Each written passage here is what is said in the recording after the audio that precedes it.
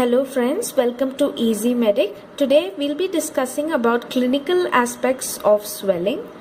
The subheadings under which history and examination is performed can be quite lengthy and therefore one may miss out some important point. That's why I've devised some mnemonics for history and examination and I'll be sharing those with you today. While starting the history, you'll ask for the name, age, occupation, gender of the patient and resident of, date of admission and date of examination, followed by the chief complaints. It might be pain or the patient might complain of lump. Then we will go on to the history of present illness. In history of present illness, you'll have to remember this mnemonic.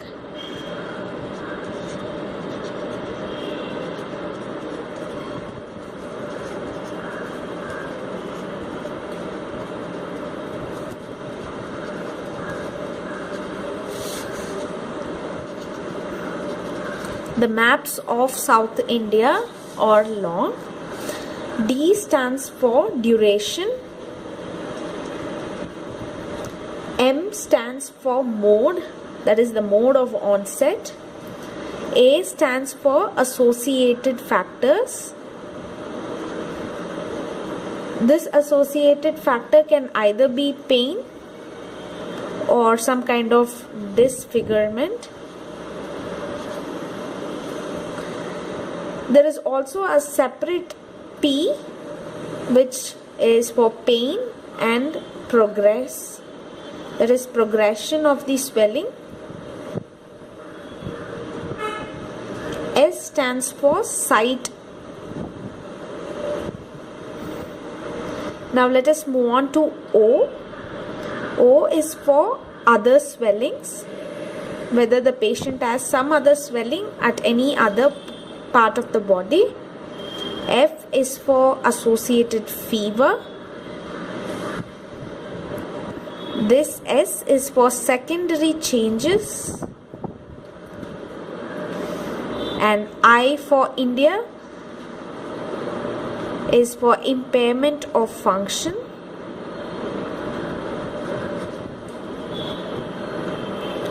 R is for reoccurrence, whether this particular swelling is a reoccurrence of a previously settled swelling. And L is for loss of body weight. These are the points that you'll have to cover in history: duration, mode of onset, associated pain or disfigurement, P for pain or progression, S for site of the swelling, O for other swellings, F for fever, and S of south is for secondary changes, I is for impairment of function, and R is for reoccurrence. There is also loss of body weight.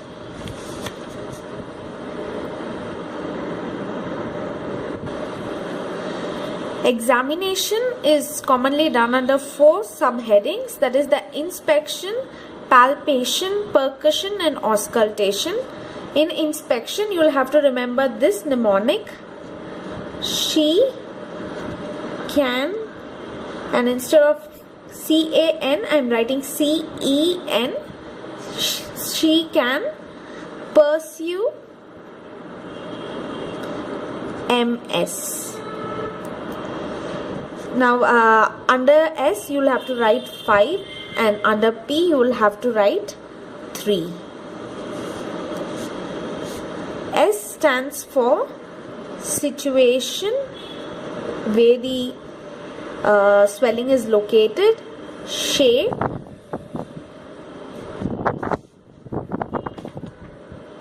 size, surface and skin. C stands for color. E stands for edge and N stands for number. The P3 here is for pulsation, peristalsis, and pressure effects.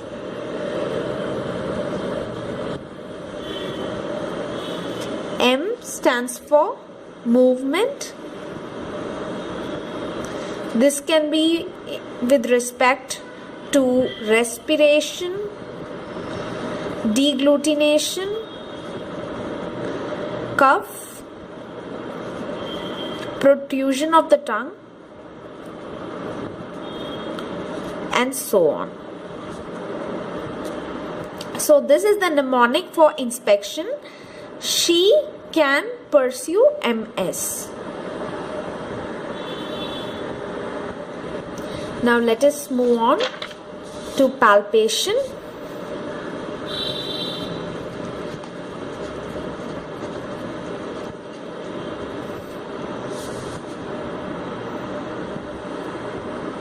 For palpation, the mnemonic to be remembered is ERCP for sphincterectomy.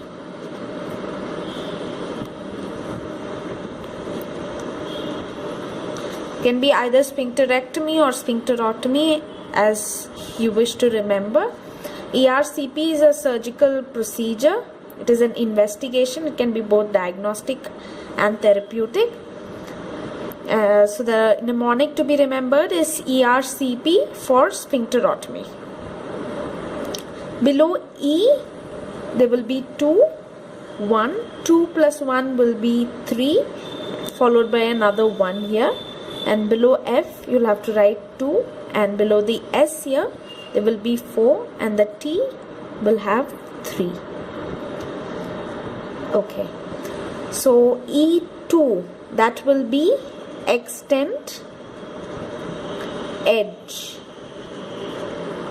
R1 will be reducibility. C3 will be consistency. Cuff, that is impulse on cuff. Compressibility. P is for pulsatile. F2 is for fluctuation, and the other is for fixity, whether it is fixed or not. S4 stands for shape, size, surface, and the surrounding area.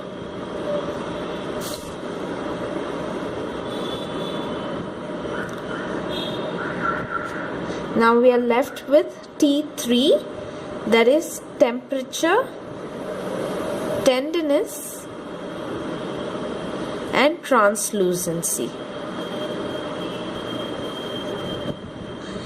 While writing your examination findings, this should be mentioned earlier. The temperature should be mentioned perhaps the first.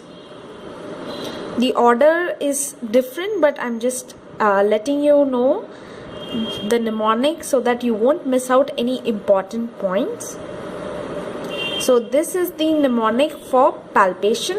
Next will be percussion, and then followed by auscultation. There are no particular mnemonics because it's just directly performed, and if there is any positive finding, you'll have to write it down. This is the end of this video. Thanks for watching.